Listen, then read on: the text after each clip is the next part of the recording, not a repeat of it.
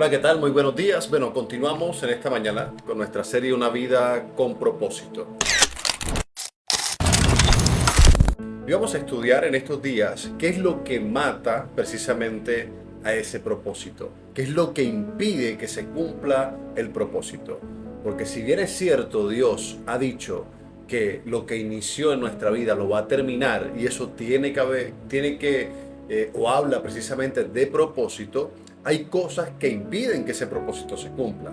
Es decir, no solamente basta con la palabra que ya Dios ha declarado, que tiene que ver con lo que Él va a hacer por medio de nosotros, sino que requiere básicamente de disposición de nuestra parte para que ese propósito se cumpla. Entonces vamos a ver hoy dos aspectos fundamentales. El primero es no ser obediente. Si te has preguntado qué es lo que pasa que el propósito de Dios no se cumple en tu vida, o si yo me hago esa pregunta también, la respuesta es muy simple. Quizás es muy probable que no hayamos sido obedientes, ya que el propósito requiere de instrucciones de parte de Dios. Dios nos va a hablar claramente, o nos ha hablado claramente, nos ha dicho, tengo un propósito contigo, pero además quiero llevarte en ese camino para que pueda cumplirse ese propósito. Así que Dios entiende que nosotros tenemos que ser obedientes a Él, porque hemos dicho que Él es nuestro Padre y que Él es nuestro Señor.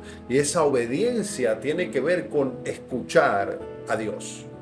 Y escuchar no significa que yo oigo lo que Dios quiere que yo haga, sino que escuchar significa que he oído y estoy dispuesto a colocar en práctica cada instrucción que Dios me da. Es imposible que el propósito de Dios se cumpla en nuestra vida si nosotros no somos obedientes. Tenemos que ser obedientes. Juan 14:15 dice, si me aman, obedecen mis mandatos. Entonces hay unos mandatos que están ya estipulados en la palabra de Dios. Y obedecerlo al Señor garantiza inevitablemente que el propósito de Dios se cumpla en nuestra vida. Entonces no podemos pretender que Dios se glorifique en nuestras vidas, que su propósito se pueda ver en nuestras vidas si no obedecemos su palabra.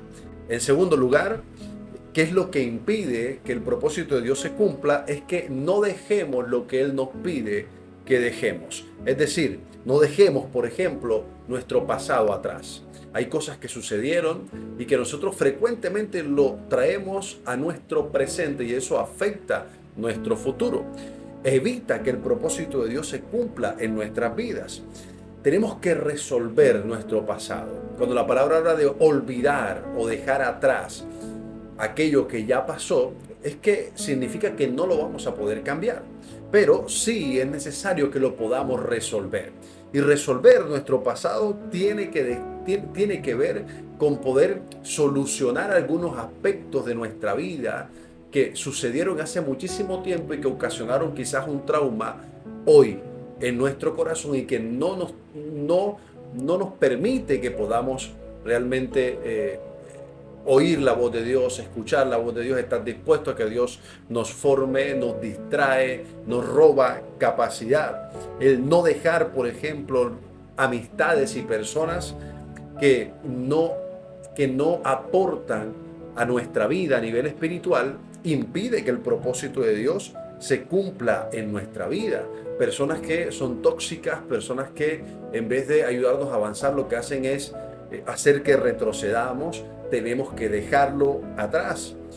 Y el no dejar esos malos hábitos que inevitablemente provocan que nosotros no avancemos ni que podamos crecer. Entonces hay hábitos que hemos adherido a nuestra vida que no permiten que nosotros podamos avanzar y que podamos crecer. Fíjate que Dios le dio una palabra a Abraham en su momento y le dijo, deja a tu tierra y a tu parentela y ve a la tierra que yo te mostraré. Entonces, si nosotros no dejamos atrás lo que tenemos que dejar atrás, si no dejamos lo que Dios hoy nos está pidiendo, si no dejamos esos malos hábitos, seguramente el propósito de Dios no se va a cumplir en nuestra vida y eso va a ocasionar una serie de impedimentos que evitan precisamente que su propósito se cumpla. Mañana continuaremos.